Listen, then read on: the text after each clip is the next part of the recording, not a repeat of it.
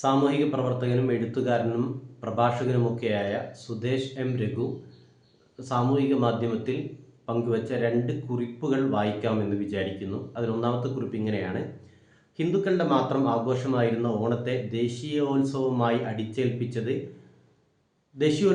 പട്ടം താണുപിള്ള അടിച്ചേൽപ്പിച്ചതാണെന്ന വസ്തുത നിലനിൽക്കെ ഓണാഘോഷവുമായി ബന്ധപ്പെട്ട എല്ലാ കാര്യങ്ങളും ഹിന്ദുമതവുമായി അഭേദ്യമായി ബന്ധപ്പെട്ടിരിക്കുന്നു എന്നത് പച്ച പരമാർത്ഥമായിരിക്കെ, മുസ്ലിങ്ങളെ സംബന്ധിച്ചിടത്തോളം അത്തരം ആഘോഷങ്ങളിൽ പങ്കെടുക്കുന്നതിന് മതപരമായ വൈമുഖ്യം ഉണ്ടാകാം.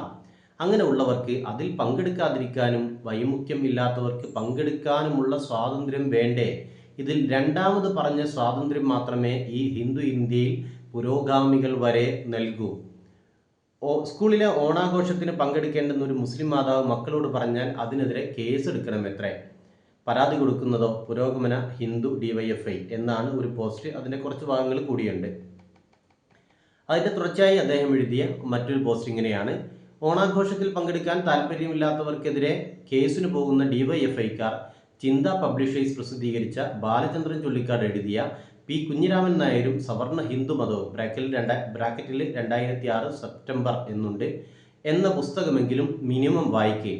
ഇതാണ് അദ്ദേഹത്തിൻ്റെ 2 പോസ്റ്റുകൾ. ഈ പോസ്റ്റിന് ആധാരമായ സംഭവം നമുക്കറിയാം. പെരുമ്പിലാവിലെ ഒരു സ്കൂളിലെ ഓണാഘോഷവുമായി ബന്ധപ്പെട്ട ഒരു അധ്യാപികയുടെ സന്ദേശമാണ്, വാട്സപ്പ് സന്ദേശമാണ് വിവാദമായി എന്ന് മാധ്യമങ്ങൾ പറഞ്ഞുകൊണ്ടിരിക്കുന്നത്. മുസ്ലിം കുട്ടികളെ ഓണാഘോഷങ്ങളിൽ പങ്കെടുപ്പിക്കേണ്ടതില്ല എന്ന് അവർ പറഞ്ഞു. അത് വർഗീയമാണ് എന്നാരോപിച്ച് DYFI നേതാവ് പരാതി നൽകുകയും കുന്നംകുളം പോലീസ് മതസ്പർദ്ധ ഉണ്ടാക്കൽ വകുപ്പ് ഉൾപ്പെടെ ചേർത്തുകൊണ്ട് കേസെടുക്കുകയും ചെയ്തു എന്നാണ് മാധ്യമങ്ങളിൽ നിന്ന് അറിയാൻ കഴിയുന്നത്. യഥാർത്ഥത്തിൽ ഇതിൽ കേസെടുക്കാൻ മാത്രം എന്താണുള്ളത്? ഇതിലെന്താണ് വർഗീയമായിട്ടുള്ളത്? ആ വായിച്ച സന്ദേശത്തിൽ, ഞാൻ മാധ്യമ റിപ്പോർട്ടുകളെ അവലംബിച്ചുകൊണ്ടാണ് പറയുന്നത്, ആ റിപ്പോർട്ടുകളിൽ എവിടെയും ഏതെങ്കിലും ഒരാൾ ഓണാഘോഷത്തിൻ്റെ ഭാഗമാകുന്നതിനെക്കുറിച്ചോ അതിൻ്റെ മതപരമായ ഐതിഹ്യത്തെക്കുറിച്ചോ അങ്ങനെ ആ തരത്തിലുള്ള ഒരു അവഹേളനമോ അല്ലെങ്കിൽ അതിനെ പരിഹസിക്കുന്ന വിധത്തിലുള്ള ഏതെങ്കിലും പരാമർശമോ ആ ടീച്ചറുടെ സന്ദേശത്തിലില്ല എന്നാണ് എനിക്ക് മനസ്സിലായിട്ടുള്ളത്. മറ്റൊരു മത സമൂഹത്തെ ആക്ഷേപിക്കുന്നതോ അതിൻ്റെ ഓണത്തിൻ്റെ മതപരമായ ഉള്ളടക്കത്തെ പരിഹസിക്കുന്നതോ ആയ ഏതെങ്കിലും ഒരു തരത്തിലുള്ള ഒരു വാചകം അതിലില്ലാത്ത കാലത്തോളം അതെങ്ങനെയാണ് വർഗീയമായി തീരുന്നത്? ഇനി രണ്ടാമത്തേത്, മതസ്പർദ്ധ പോലുള്ള ഒരു ശ്രമം അതിനകത്തുണ്ടായിട്ടുണ്ടോ? അതെങ്ങനെയാണ് മതസ്പർദ്ധ ഉണ്ടാക്കാനുള്ള ശ്രമമായി മാറുന്നത്? അവർ അവരുടെ ഒരു അഭിപ്രായം പറഞ്ഞു. മുസ്ലിം കുട്ടികൾ ഓണാഘോഷത്തിൽ പങ്കെടുക്കരുത് എന്ന് പറയുമ്പോഴേക്ക് അത് മതസ്പർദ്ധ ഉണ്ടാക്കും എന്നാണെങ്കിൽ കേരളം അത്രയേറെ ദുർബലമായ മതാന്തരീക്ഷത്തിലാണോ നിലകൊള്ളുന്നത് എന്ന് ആലോചിക്കേണ്ടതാണ്. പരാതി കൊടുത്തത് DYFIയുടെ നേതാവാണ്. വെള്ളാപ്പള്ളി നടേശനൊക്കെ മുസ്ലിങ്ങളെക്കുറിച്ച് നിരന്തരമായ അധിക്ഷേപം പറഞ്ഞുകൊണ്ടിരിക്കുന്ന ഒരു കാലത്ത് തന്നെയാണ് അദ്ദേഹത്തിനെതിരെ പരാതി പോയിട്ട് പോലും കേസെടുക്കാൻ പോലീസ് തയ്യാറായിട്ടില്ല എന്ന വസ്തുത നിലനിൽക്കെയാണ് ഈ അധ്യാപികയ്ക്കെതിരെ പോലീസ് കേസെടുത്തിരിക്കുന്നത്. യഥാർത്ഥത്തിൽ ഓണം എന്ന് പറയുന്നത് എല്ലാവരുടെയും ആഘോഷമായി തീരുന്നത് എപ്പോഴാണ്? പട്ടം താണുപിള്ളയുടെ കാലം വരെയും ഭരണകാലം വരെയും അങ്ങനെ ആയിരുന്നില്ലല്ലോ സ്ഥിതി. അതിനുശേഷമാണ് ഇതിനെ ഒരു ദേശീയോത്സവം എന്ന രീതിയിലൊക്കെ വ്യാഖ്യാനിക്കാൻ തുടങ്ങിയിട്ടുള്ളത്. യഥാർത്ഥത്തിൽ അങ്ങനെ ദേശീയോത്സവത്തിൻ്റെ സ്വഭാവമാണോ ഓണത്തിൻ്റെ ഐതിഹ്യം വായിക്കുമ്പോൾ നമുക്ക് മനസ്സിലാക്കാൻ കഴിയുന്നത്? ഓണാഘോഷവുമായി ബന്ധപ്പെട്ട് വന്ന 2 ഓൺലൈൻ ഇടങ്ങളിൽ വന്ന വാർത്തകളുടെ അല്ലെങ്കിൽ സ്റ്റോറികളുടെ ഒരു ഭാഗം ഞാൻ വായിക്കാം. ആദ്യത്തേത് സത്യം ഓൺലൈൻ എന്ന് പറയുന്ന ഒരു ഓൺലൈൻ ഇടത്തിൽ നിന്നുള്ള ഭാഗമാണ് വായിക്കുന്നത്. ഓണത്തിൽ ഏറ്റവും മഹാബലിയോടൊപ്പം പ്രാധാന്യമുള്ള ഒന്നാണ് തൃക്കാക്കരയപ്പനും. ഉത്രാടം നാളിലാണ് തൃക്കാക്കരയപ്പനെ വരവേൽക്കാറുള്ളത്. തൃക്കാക്കരയപ്പന് ഓണത്തപ്പൻ എന്നും പേരുണ്ട്. ഓണത്തിന് അത്തപ്പൂക്കളങ്ങൾ ഒരുക്കുന്നത് തൃക്കാക്കരയപ്പനെ വരവേൽക്കാനാണ് എന്നതാണ് വിശ്വാസം. അതിനാലാണ് ഓണത്തിന് അത്തപ്പൂക്കളം ഒരുക്കുമ്പോൾ ഓണത്തപ്പനെയും വെക്കുന്നത്. തൃക്കാക്കരയപ്പനെ ആരാധിക്കുന്നതും പൂജിക്കുന്നതും ഓണത്തിൻ്റെ ഒഴിച്ചുകൂടാനാകാത്ത ആചാരങ്ങളിൽ ഒന്നാണ്. അത്തപ്പൂക്കളത്തിൽ ഓണത്തപ്പനെ വരവേൽക്കാൻ ഓണത്തപ്പൻ്റെ രൂപം വെക്കുന്ന ചടങ്ങിനെ മതേര് വെക്കുക എന്നാണ് പറയാറുള്ളത്. എന്നാൽ കേരളത്തിൻ്റെ വിവിധ ഭാഗങ്ങളിൽ ഈ ചടങ്ങിന് മറ്റു പേരുകളും പറയാറുണ്ട് എന്നാണ് ഓൺലൈൻ ഇടത്തിലെ ഒരു വായന.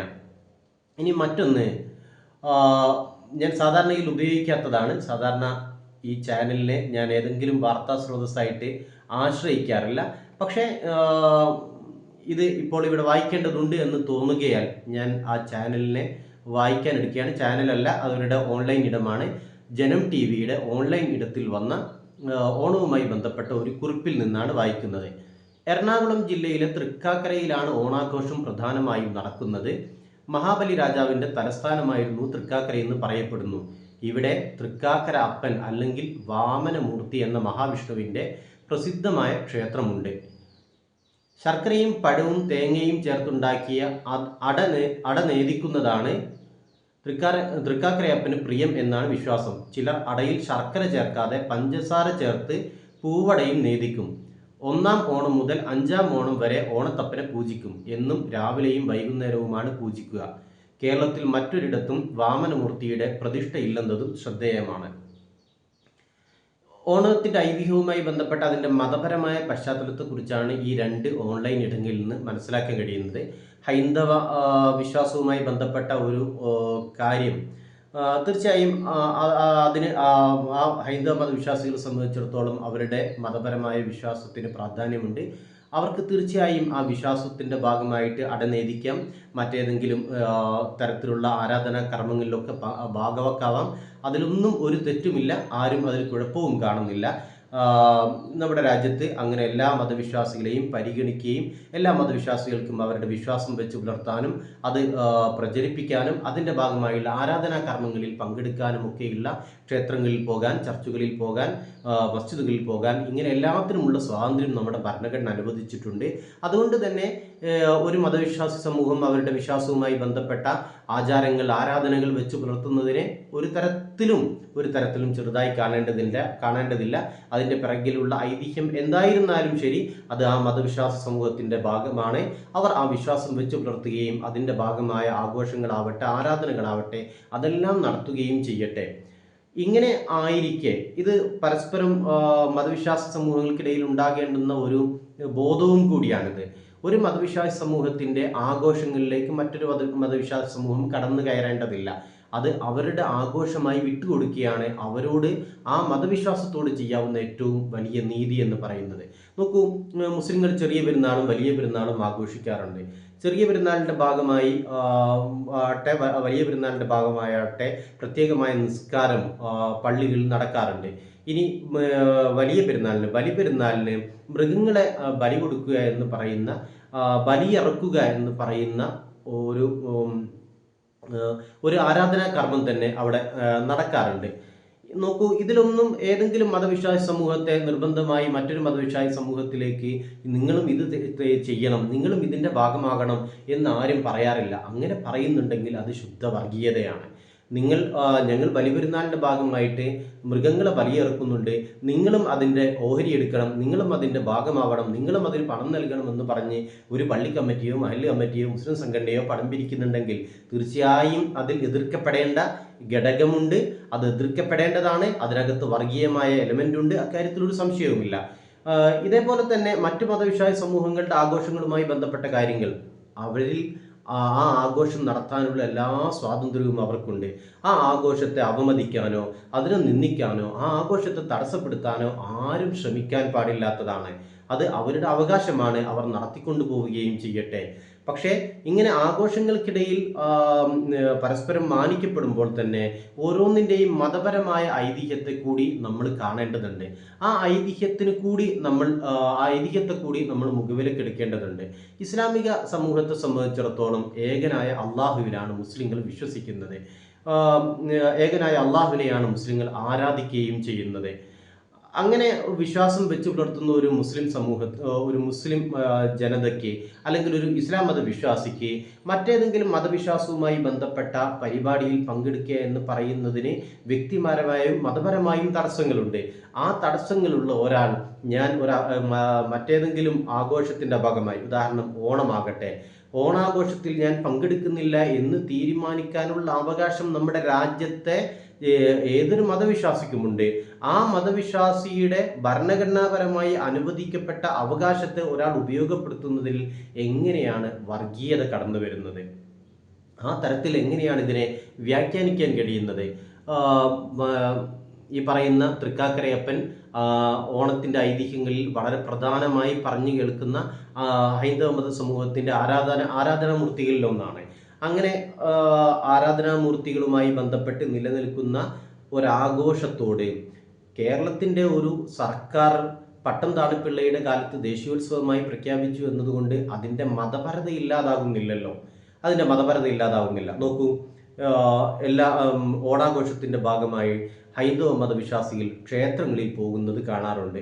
പ്രധാന ഓണാഘോഷ ദിവസത്തിൽ മാത്രമല്ല, അനുബന്ധ ദിവസങ്ങളിലെല്ലാം ഈ ആഘോഷത്തിൻ്റെ തന്നെ ഭാഗമായി അവർ ക്ഷേത്രങ്ങളിൽ പോകാറുണ്ട്. എന്ന് പറഞ്ഞാൽ അതിന് ക്ഷേത്രവുമായി ഒരു ബന്ധമുണ്ട്, ഹൈന്ദവ ആരാധനയുമായി അതിനൊരു ബന്ധമുണ്ട്. അങ്ങനെ ബന്ധമുണ്ട് എന്ന് ഞാൻ പറയുന്നതല്ല, ഹൈന്ദവ മത നേതൃത്വത്തിൽപ്പെട്ട ചില ആളുകളുടെ തന്നെ പ്രഭാഷണങ്ങൾ നിങ്ങൾക്ക് സോഷ്യൽ മീഡിയയിലൊക്കെ കേൾക്കാവുന്നതാണ്. അങ്ങനെ ഒരു മതപരമായ ഒരു പശ്ചാത്തലം ഓണാഘോഷത്തിനുണ്ട് എന്നിരിക്കെ ആ ആഘോഷം ഹൈന്ദവ മത സമൂഹത്തിന് വിട്ടുകൊടുക്കുകയല്ലേ വേണ്ടത്? അവരോട് ചെയ്യാവുന്ന സാമൂഹിക നീതി എന്ന് പറയുന്നത് ആ വിശ്വാസത്തെ ഏതെങ്കിലും തരത്തിൽ അതിൻ്റെ അവർ വെച്ചു പുലർത്തുന്നതിൻ്റെ മതപരമായ വിശുദ്ധിയെ നഷ്ടപ്പെടുത്തുന്ന വിധത്തിൽ മറ്റാരെങ്കിലും ആ ആഘോഷങ്ങളിലേക്ക് കടന്നു കയറാതിരിക്കുക എന്നതാണ് ഒരു ജനാധിപത്യ സമൂഹത്തിനകത്ത് സംഭവിക്കേണ്ടത് എന്നാണ് ഞാൻ വിചാരിക്കുന്നത്. ഓണാഘോഷത്തിൻ്റെ ഭാഗമായി വിവിധ പരിപാടികൾ, ഓണപ്പൂക്കളം പോലും ഈ ആരാധനയുടെ ഭാഗമാണ്. അത് തൃക്കാക്കരയപ്പനുള്ള സമർപ്പണമാണ് എന്നാണ് ഞാൻ നേരത്തെ വായിച്ച 2 കുറിപ്പുകളിൽ നിന്ന് നമുക്ക് മനസ്സിലാക്കാൻ കഴിയുന്നത്. അങ്ങനെയുള്ള ആഘോഷങ്ങളിൽ പങ്കെടുക്കുന്ന ഒരാളെ, ആ പങ്കെടുക്കുന്ന ആളെ ഏതെങ്കിലും തരത്തിൽ തടയുകയോ അയാളെ അധിക്ഷേപിക്കുകയോ അതിൻ്റെ മതപരമായ പ്രാധാന്യത്തെ അപഹസിക്കുകയോ ചെയ്യാത്ത കാലത്തോളം ഇത്തരം പ്രശ്നങ്ങളെ വർഗീയമായി ചിത്രീകരിക്കാൻ ശ്രമിക്കുന്നത് അതാണ് യഥാർത്ഥത്തിൽ നമ്മുടെ നാട്ടിൽ മതസ്പർദ്ധയുണ്ടാക്കാൻ ഏറ്റവും പ്രധാനമായി കാരണമായി തീരുന്നുണ്ടാവുക. എന്ന് പറഞ്ഞാൽ, ഇങ്ങനെ ഒരാൾ ഒരു അഭിപ്രായം പറഞ്ഞു, മുസ്ലിം കുട്ടികൾ സ്കൂളിലെ ഓണാഘോഷത്തിൽ പങ്കെടുക്കേണ്ടതില്ല എന്നൊരു അഭിപ്രായം പറഞ്ഞാൽ അവിടെ മതസ്പർദ്ധ ഉണ്ടാകുന്നില്ല.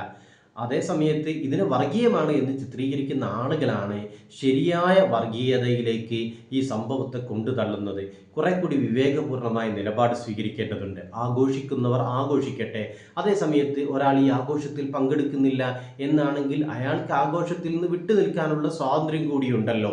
നമ്മുടെ രാജ്യത്തിൻ്റെ ഭരണഘടന അതിന് അവകാശം നൽകുന്നുണ്ടല്ലോ. ഭരണഘടനാ വിരുദ്ധമോ നിയമവിരുദ്ധമോ അല്ലാത്ത ഒരു പ്രവൃത്തിയിൽ അവർ ഏർപ്പെടാത്ത കാലത്തോളം, ഇത് ഞാൻ അധ്യാപികയുമായി ബന്ധപ്പെട്ട മാത്രം കാര്യമല്ല പറയുന്നത്, ഏത് ഒരു മതവിശ്വാസി സമൂഹത്തെ സംബന്ധിച്ചിടത്തോളവും അങ്ങനെ നിയമവിരുദ്ധമോ ഭരണഘടനാ വിരുദ്ധമോ ആയ ഒരു പ്രവൃത്തിയിൽ ഏർപ്പെടാത്ത കാലത്തോളം ഈ പ്രശ്നങ്ങളെ മുഴുവൻ വർഗീയവൽക്കരിച്ച് അതിന് അത്തരത്തിലുള്ള ചായം നൽകി കുഴപ്പങ്ങൾ സൃഷ്ടിക്കുന്നത് ഒരു പുരോഗമന യുവജന പ്രസ്ഥാനത്തിനോ ഗുണകരമാകില്ല. അത് നല്ലതല്ല എന്ന് കൂടിയാണ് ഈ സമയത്ത് ഓർമ്മപ്പെടുത്തുന്നത്. വെള്ളാപ്പള്ളി നടേശനേക്ക് ഇതിലേക്ക് ബന്ധപ്പെടുത്തേണ്ടി വരുന്നതിൻ്റെ ഒരു സാഹചര്യം എന്താണ് എന്ന് എല്ലാവർക്കും അറിയാം. വെള്ളാപ്പള്ളി നടേശൻ കഴിഞ്ഞ കുറേ കാലങ്ങളായി എന്താണ് കേരളത്തിൽ പറഞ്ഞുകൊണ്ടിരിക്കുന്നത് എന്ന്, ഏത് സമുദായത്തെയാണ് വെള്ളാപ്പള്ളി നടേശൻ അധിക്ഷേപിച്ചുകൊണ്ടിരിക്കുന്നത് എന്ന്, കിട്ടുന്ന വേദികളിലെല്ലാം ഏത് സമുദായത്തെയാണ് കൊട്ടിക്കൊണ്ടിരിക്കുന്നത് എന്ന് എല്ലാവർക്കും അറിയാവുന്ന കാര്യമാണ്. SNDPയുടെ തന്നെ ഭാഗമായി നിന്നിരുന്ന, ഒരു കാലത്ത് അതിൻ്റെ തന്നെ ഭാഗമായി നിന്നിരുന്ന ആളുകളാണ്, അതിൻ്റെ ഭാഗമായുള്ള സംരക്ഷണ സമിതിയാണ് വെള്ളാപ്പള്ളി നടേശനെതിരെ സമീപകാലത്ത് അദ്ദേഹം നടത്തിയ ഒരു പ്രഭാഷണത്തിൻ്റെ പേരിൽ പരാതി കൊടുത്തത്. ആ പരാതിയിൽ ഒരു നടപടിയും ഉണ്ടായിട്ടില്ല, കേസെടുത്തിട്ടില്ല. വെള്ളാപ്പള്ളി അതിനുശേഷവും ആക്ഷേപങ്ങൾ ആവർത്തിക്കുകയാണ് ചെയ്തത്. അങ്ങനെ വെള്ളാപ്പള്ളിമാരെ കയറൂരി വിടുകയും അങ്ങനെ വെള്ളാപ്പള്ളിമാർക്ക് എന്തും പറയാനുള്ള സ്വാതന്ത്ര്യവും അവകാശവും വകവെച്ചു കൊടുക്കുകയും അതേ സമയത്ത് ഇപ്പുറത്ത് ഒരു അധ്യാപികയുടെ ശബ്ദ സന്ദേശത്തിൻ്റെ പേരിൽ അതിൽ വർഗീയത ആരോപിക്കുകയും അതിൽ മതസ്പർദ്ധ കണ്ടെത്തുകയും ചെയ്യുന്നത്, ഇതൊക്കെ ഏതു തരം ജനാധിപത്യ ബോധമാണ് എന്ന് കേസിനിറങ്ങുന്നവരും കേസെടുക്കുന്നവരുമൊക്കെ അവധാനതയോടുകൂടി ആലോചിക്കേണ്ടതുണ്ട്. ആഘോഷങ്ങളിൽ സഹകരണം വേണമെന്ന് പറയുന്ന സമയത്ത് ഒരു മതവിശ്വാസ സമൂഹത്തിന് അവരുടെ ആഘോഷം നടത്താനുള്ള അതിനാവശ്യമായ സൗകര്യം, അതിന് തടസ്സം നിൽക്കാത്ത വിധത്തിലുള്ള അന്തരീക്ഷം രൂപപ്പെടുത്തി കൊടുക്കുക എന്നതുകൂടിയാണ് അതിൻ്റെ അർത്ഥം. അല്ലാതെ ഒരു മതപരമായ വിശ്വാസത്തിൻ്റെ ഭാഗമായി ഉണ്ടാകുന്ന ഒരു ആഘോഷത്തെ അങ്ങനെ തന്നെ എല്ലാവരും ഏറ്റെടുക്കുക എന്ന് അതിനൊരർത്ഥവുമില്ല. അങ്ങനെ വ്യാഖ്യാനിക്കുകയും ചെയ്യേണ്ടതില്ല. ഓണാഘോഷം ഹൈന്ദവ സമുദായത്തിൻ്റെ ആഘോഷമാണ് എന്നാണ് അതുമായി ബന്ധപ്പെട്ട ആളുകൾ, ഹൈന്ദവ മത നേതാക്കൾ പറഞ്ഞുകൊണ്ടിരിക്കുന്നത്. അങ്ങനെയെങ്കിൽ ആ ആഘോഷം അവർ നടത്തട്ടെ എന്ന് വിചാരിക്കുകയാണ് ചെയ്യേണ്ടത്. അതിന് തടസ്സം നിൽക്കുന്ന ഒരു വിധത്തിലുള്ള പ്രവൃത്തിയും ചെയ്യാതിരിക്കുക. അതിനെ അവഹേളിക്കുന്ന, അതിൻ്റെ മതപരമായ പ്രാധാന്യത്തെ, അതിൻ്റെ വിശ്വാസപരമായ ഉള്ളടക്കത്തെ നിരാകരിക്കുകയോ ആക്ഷേപിക്കുകയോ ചെയ്യുന്ന ഒരു വാക്കും പ്രവൃത്തിയും ആരിൽ നിന്നും ഉണ്ടാവാതിരിക്കുക എന്നതാണ് എന്നുള്ളതാണ് ഇക്കാലത്ത് നമുക്ക് ഓരോരുത്തർക്കും ജനാധിപത്യ സംവിധാനത്തിനകത്ത് നിന്ന് നിലകൊള്ളുന്ന ഓരോരുത്തർക്കും ചെയ്യാവുന്ന കാര്യം എന്നാണ് ഞാൻ മനസ്സിലാക്കുന്നത്.